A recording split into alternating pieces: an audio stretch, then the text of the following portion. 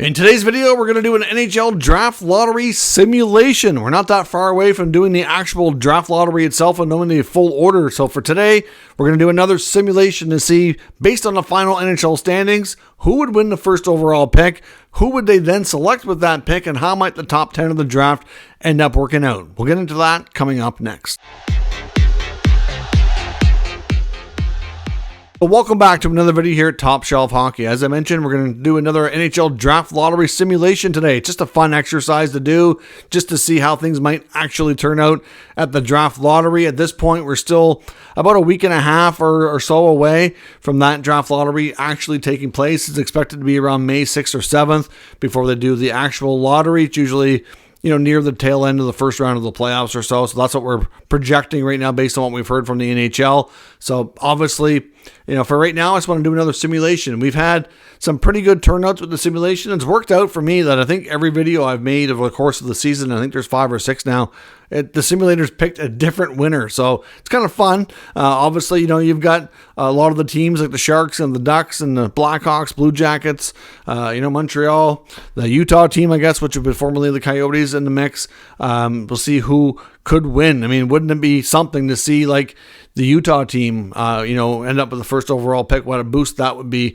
for the franchise. I know for Coyotes fans, that would probably be pretty sad to see after waiting all this time for them to win. But at the same time, let's jump onto the computer. We're going to go into tankathon.com. We're going to run a simulation. We'll see how it turns out. And then from there, we'll do a top 10 draft based on those selections. Okay, so as you can see, we are now on tankathon.com website where we can do the draft lottery simulation. So obviously we've done this a few times. Like I said before, we usually do this every week or two just to kind of have some fun, take a look at who would have the first overall pick if things turned out the way this simulator ends up doing here. So we've seen over the course of the season, when I started doing this about halfway through every so often, so we've seen a variety of teams win. Let's see who could win today. Of course, just in case you forget, of course, the NHL regular season has been over for a little while now. So the final standings include San Jose with the best chances of winning, followed by Chicago, Anaheim, Columbus, Montreal, Arizona, I guess we can call them Utah now, Ottawa, Seattle, Calgary, New Jersey, Buffalo, Philadelphia, Minnesota, the Pittsburgh pick, which is going to San Jose, Detroit, and St. Louis. So let's simulate this draft and let's see who wins here today.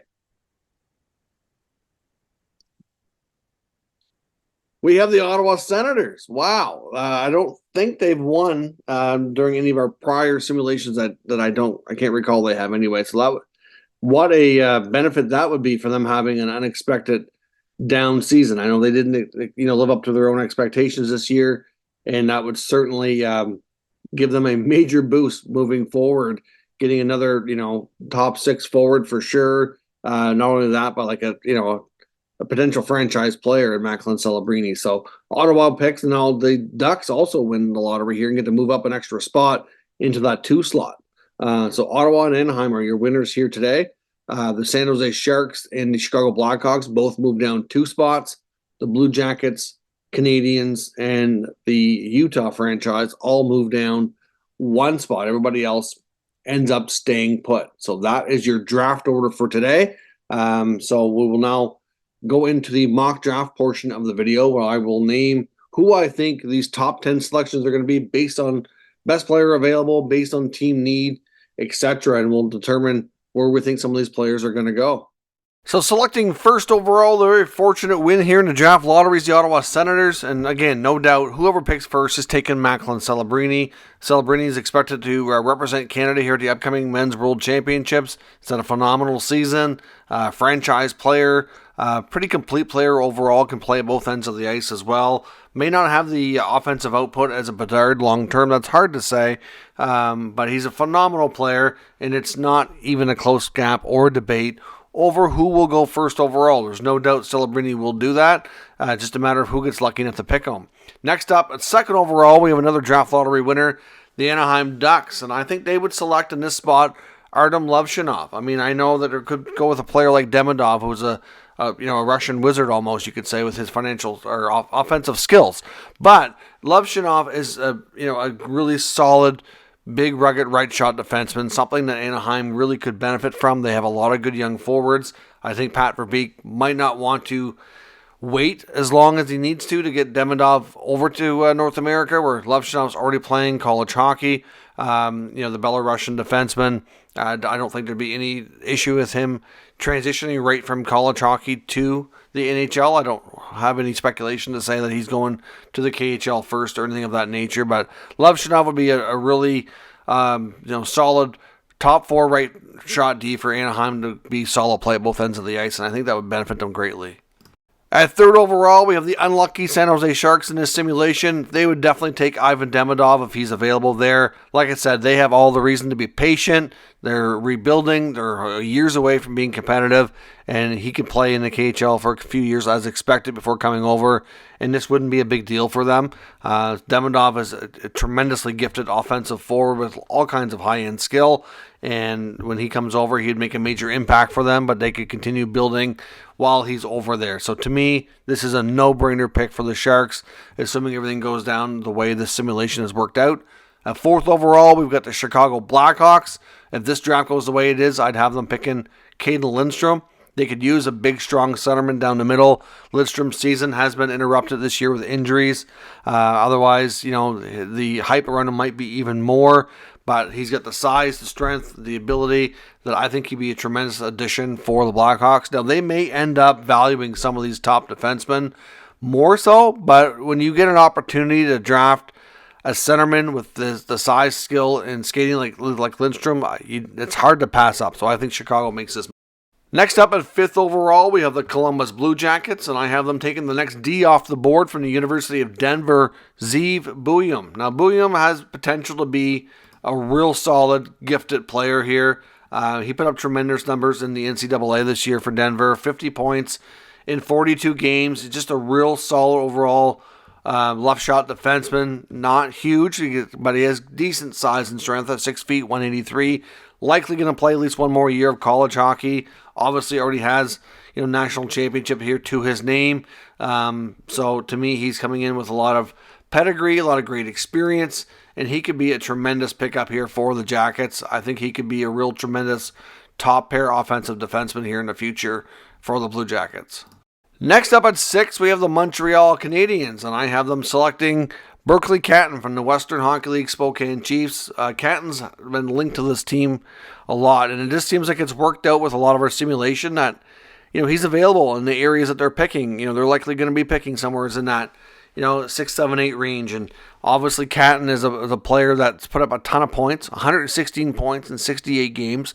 I guess some teams, and I don't think Montreal will be one of them, might have a little concern on his size. He's 5'11", 163, so obviously he needs to put on some more strength and muscle to be more effective at the NHL, but he can certainly take his time, play at least another year, maybe 2 of junior, a little time in the American Hockey League. Like, he's probably 2 to 3 years away from being an impact player, at least, I think, at the NHL. But with this offensive talent, I think that, the odds are good that they would work out. And at the same time, though, with Berkeley Catton, I think Montreal could allow him to take his time. But they've rushed some prospects in the past, and I don't think this is one they could do that with.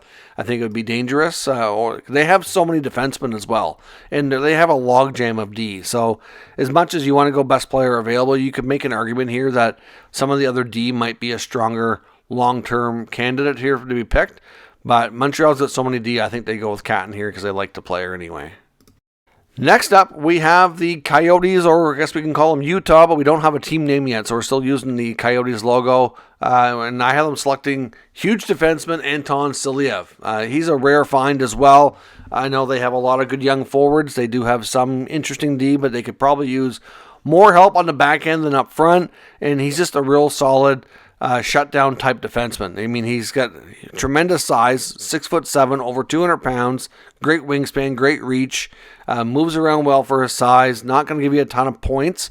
I'm not sure of the timelines to get him to North America, where he's currently playing in the KHL, but he would be a tremendous left shot defenseman for this team to help kind of defend well and protect some of these young players that are not as big. But he's a huge defenseman, hard to pass up. And I think he makes a ton of sense for where that franchise is going. Next up, we have the Seattle Kraken, and I have another defenseman going off the board here, Zane Parekh from the OHL Saginaw Spirit. Now, Zane has a really solid campaign this year, almost 100 points, put up 96 points in 66 games, 6 feet tall, 181 pounds, so decent size. He's a right shot, which is also a trait that a lot of teams are looking for. It's harder to find these days. So a right shot defenseman with that kind of offensive output. Seattle needs offense, and they need it in the worst way. And they don't have a ton of it on the back end. They could look at some forwards here, but to me, I think if you want offense, you can get it from your back end. It's just as important, and he's just a tremendous candidate for me. I don't know that they can pass up here. Next up at 9th overall, we have the Calgary Flames, and no surprise, they're taking Iginla. If Iginla's on the board when they pick, whether it's 8, 9, 10, whatever, they are going to take this kid. He's a high riser. He might go before Calgary picks. I wouldn't surprise me if a team kind of goes off the board a little bit and puts him higher on their list here. Potential to be a top-notch goal scorer. He's had a tremendous season. Again, let's put up 47 goals and 84 points there in the Western Hockey League, finishing up with Kelowna. And it's just because of the legacy of his father. This is too good of an opportunity for them to pass up if he's on the board. At 10th overall, we have the New Jersey Devils. They could certainly use some help on the back end. I have them taking the big defenseman from the London Knights in the OHL, Sam Dickinson. Certainly, they have a lot of offensive players, a lot of good young forwards. They could use some help on the back end, even though it's going to take Sam a little bit of time to get there. But he's already 6'3", 194 pounds, and he put up 70 points last year as a left shot D in London, doing tremendous things there. I think he's a D who can play top 4 minutes and give you all situations, power play, penalty kill. I think he has the potential to be able to do all of that. So again, for a team with a lot of offensive skill up front, this makes sense to add some size and skill on the back end at the same time. Now, I know I said this is a top 10 draft, but I'm going to throw in a bonus pick here. Number 11 would be the Buffalo Sabres, and I have them taking Cole Yzerman. Cole Yzerman's had a great start to the U18 Worlds. Certainly, an underrated goal scorer, I think, could go off the board here just about in a variety of places in this draft. And Buffalo has a lot of, their D's set for the years to come. I mean, at this point in the draft, Buffalo could possibly take a defenseman because they do need one more long-term good D. But to be honest, I don't know. I think Yzerman might be better than some of the forwards they already have playing in their top 9. And his ability to score goals, I think, is too good for them to pass up here. So to me, as a bonus pick at 11, I get the Sabres taking Cole Yzerman. So those are my top 10 picks. I hope you enjoyed today's video. Certainly let me know your thoughts on how the simulation turned out and the picks I made for those selections, and let me see in the comments who you would pick as well and what you're looking forward to. What team really needs to win this more than anybody else, and what players are you hoping end up with your favorite NHL clubs as well? Let me know in the comments and we'll talk further. If you're new to this channel, of course, make sure you subscribe and stick around. We'll keep you up to date with all the news, rumors, and analysis, as well as all kinds of coverage on the 2024 NHL Draft. Thanks for watching. I'll catch you next time.